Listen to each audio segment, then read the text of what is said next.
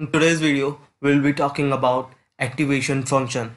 In artificial neural network, we do the sum of products of inputs x and their corresponding weights w and apply a activation function fx to it to get the output of that layer and feed it as an input to the next layer.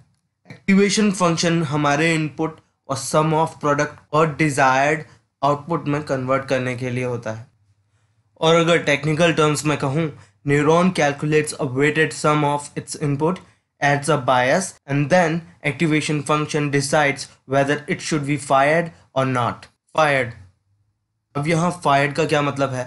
अगर आपने sigmoid function वाली video देखी हो तो आपको पता होगा कि किसी वैल्यू को अगर sigmoid फंक्शन से पास कराते हैं तो वो उसे 0 और 1 में कन्वर्ट कर देता है, जहाँ 0.5 एक थ्रेशोल्ड वैल्यू है. अगर इनपुट 0.5 से छोटा है तो आउटपुट होगा 0, अदरवाइज 1.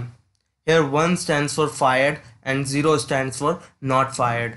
सबसे बड़ा क्वेश्चन जो हमारे सामने आता है कि एक्टिवेशन फंक्शन की ज़रूरत क्या है, उससे समझने के लिए आप न्यूरॉन को ध्यान से देखिए. You are finding weighted sum and adding a bias.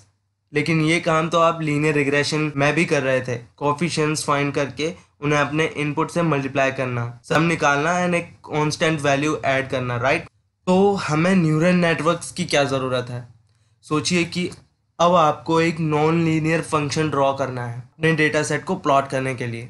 Neural network without activation function would simply be a linear regression model which has limited power and does not perform good most of the times. That's right. You cannot rely on linear function only. There are some complex and non-linear techniques which can fit your data set more accurately and neural network इसलिए काम में आता है most of the time.